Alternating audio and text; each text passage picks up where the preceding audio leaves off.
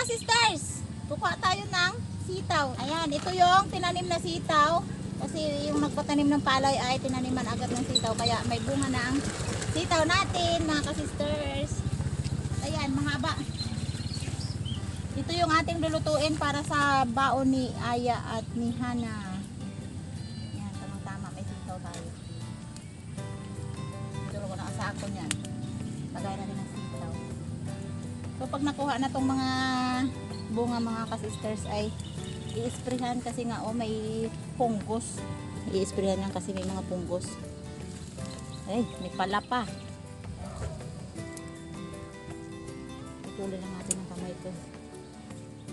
Tayong dalang gunting. So, ay, nasira.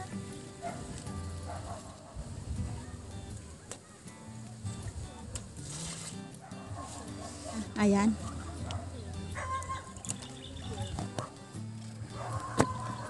Kailangan na talagang isprehan to.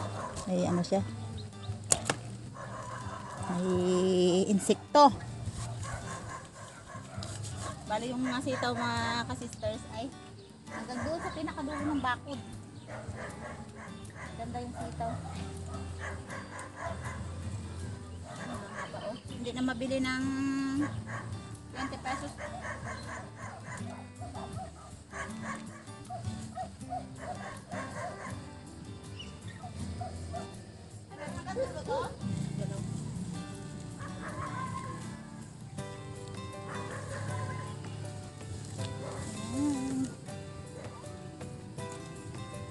Unang bunga to, mga ka-sisters, yung sitaw natin.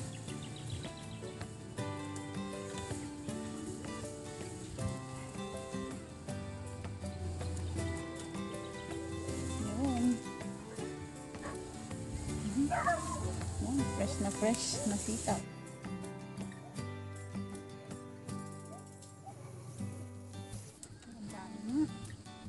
Daming bunga.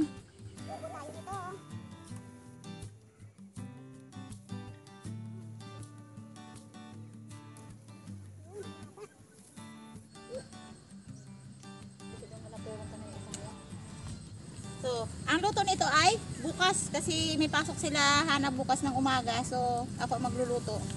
Haluan natin to ng konting karne lang para adobo. Para maiba naman yung maging baon ni Hana at ni Aya. Okay, uwi na. Yan, so unahan yan ay dagat. Patatanaw ang dagat, mga ka-sisters. Kaya napakaganda dito. Ayan, ang trabaho na estudyante. Maaga pa, magsaing na.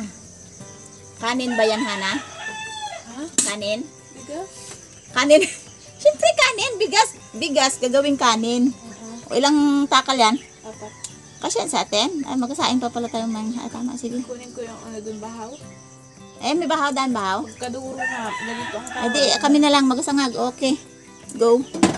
Go, go, go. Power Rangers. Yan. Ganyan talaga sa umaga. Ay, mga ka-sisters, maaga pa ay magluluto na ako ng itong sitaw na kinuha natin kahapon ng hapon. Dahil ipapabaon ko ito kay Hana. Magiging ulam din namin. So, ang ihalo ko ay yung, ayan, bali, kukuhaan ko lang ng ito yung pinaka-ano nito sa ngusok. Ayan. Yung pinaka-buhok niya. Para pag hinalo natin sa sitaw. Yan, pag kinuhaan natin siya ng ito yung pinakangusok niya, ano yan, pinakabulbol, para maganda natin ihalo sa gulay. Mga ka-sisters, natapos ko na siyang linisan. So ito na namang isa. Yan, balik kukunin ko lang yung ata kasi adobuhin natin siya. Tanggalin natin yung pinakaata niya para hindi kumalat. Kunin natin yung pinakabao. Itong ganitong pusit ay hindi ito masyadong lumalaki. Ibang klaseng pusit ito. Ang tawag sa amin ay yung lupog. Yung may bagol sa likod. At lagi namin ito nakukuha kapag nangingilaw kami.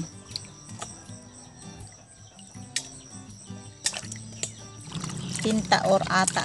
So lilinisan ko lang siya at luluto na.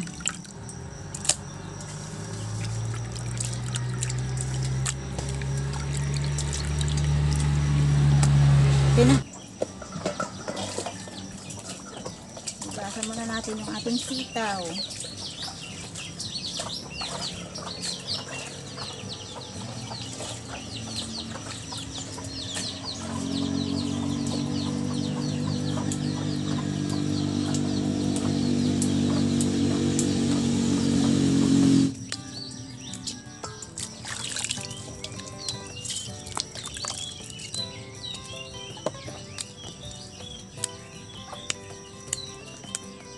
Ay, luto na tayo at nagmamadali na.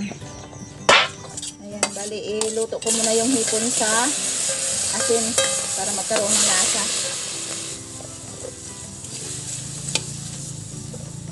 Pag dinirect ko kasi siya ng luto agad sa gulay ay walang lasa yung pinakalaman ng hipon. Kaya, patutuyo ko muna yan sa asin mga ka-sisters.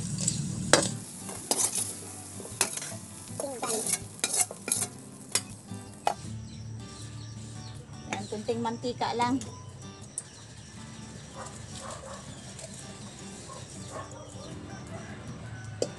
Ito yung sibuyas.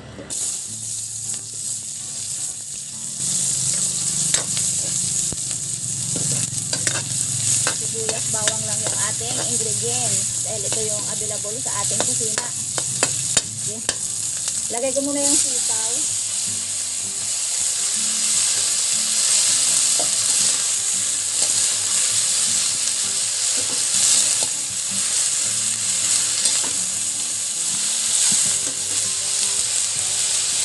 Butin na natin yung sitaw. Lagyan natin na siya ng sabaw. Ayan, kukuha muna tayo ng saluyot sa garden. Ayan, kukuha tayo ng saluyot. So, ang daming saluyot dito sa garden ko mga ka-sisters. Pero kung mapapansin ninyo ay talaga namang halos kunti na lang yung makukuha natin. Dahil sa sobrang dami ng uod. Ayan, oh, sira-sira talaga lahat ng dahon yan. Halos palibot niyan mga ka-sisters ay puro saluyot. Yan. Pero kagamasan na lang natin yan dahil nga sa hindi din natin mapwedehhan kasi nga ay kinain ng saluyot. Kinain ng uod. Yan oh.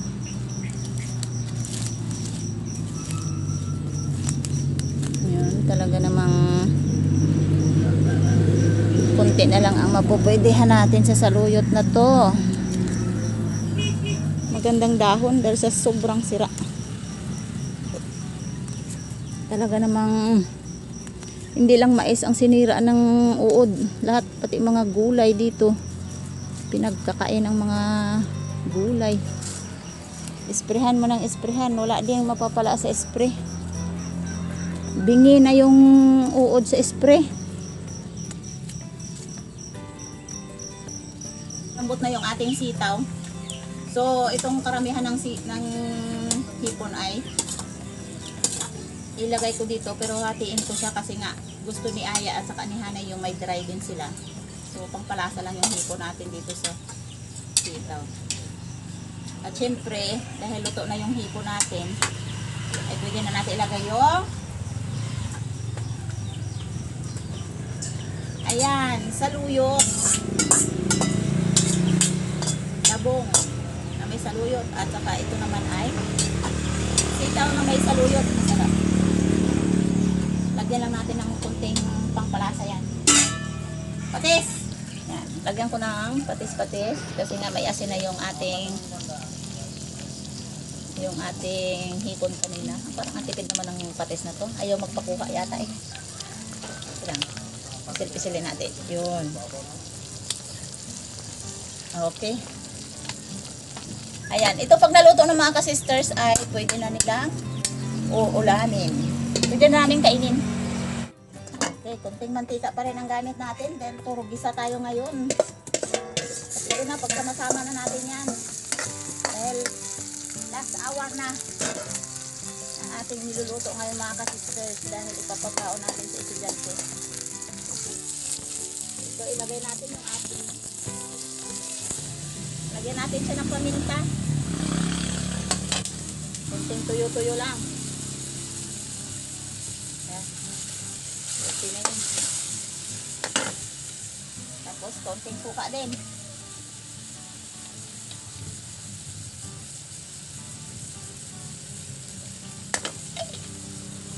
Asukal to.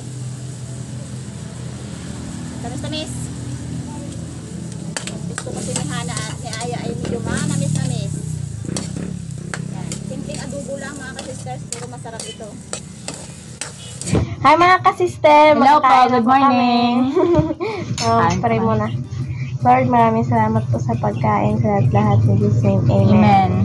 Kain mga ka-sister! Gulay yung ulam namin. Luto to ni Mama ni Lola.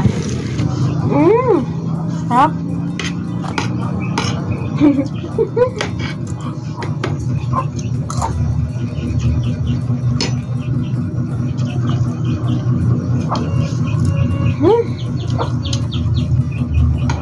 Ano ka lang kunin ko dito? Tuyo. Oh my G. Sana tuyo? Ay, ito pala. Walang tuyo. So mga ka-sister, itong baon ni Hana, ayan. Sinama niya kanya yung pinaghalo kasi wala siyang may ganyan oh. Yung may hati. So ito naman ang kay Aya. So kusara niyo, saan yung hinalagay? Sa Plastic? plastic lang. Okay, ni Hana yung adobo ay paghalo na lang daw dito sa kanin. Aba. Yan. Tapos lagyan natin ng sabaw-sabaw. Talaga napakatipid si Hana kumain. So ang kay Aya gusto din adobo. Bahala na yan maghalo o hindi. At least. First, yan. Pinaghalo na talaga tong kay Hana. Wala na. Walang hati kasi yung kanyang baon. Walang space. Let the crumble begin. Ano daw? Let the rumble begin daw. Yun. O, diba? Sa isang kainan nyo. Wala na. O. Ubus na. O, ito yung inihandang baon ni ka-sister para sa kay Hana at Aya. So, tatakpan nyo na lang yan. Ay, baliktad yata. O, tama. Oo. Sasakay sila sa single. Kaya nga, si Hana hindi naka-uniform kasi yan ay mag-exhibit daw sila. Mag-garden kasi sila, ay okay lang daw yan kahit ganyan, may jacket, may ano, kulang na lang yata, sumbrirong ano eh. Okay, bye-bye! Ah, hindi daw makababay, nakadikit na. Okay, ingat kayo, ingat!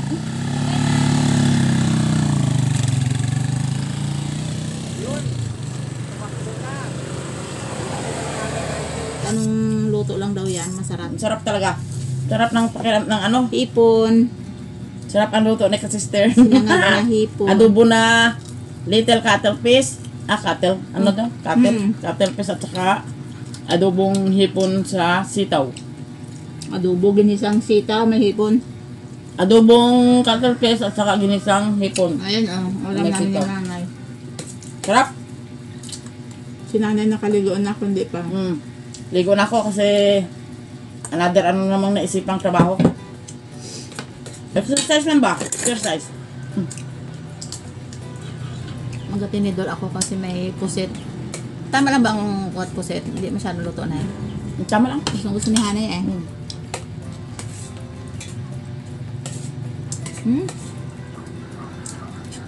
Malinamnam. Gumantika. Shout out dyan po sa mga lahat ng mga minamahal naming viewers.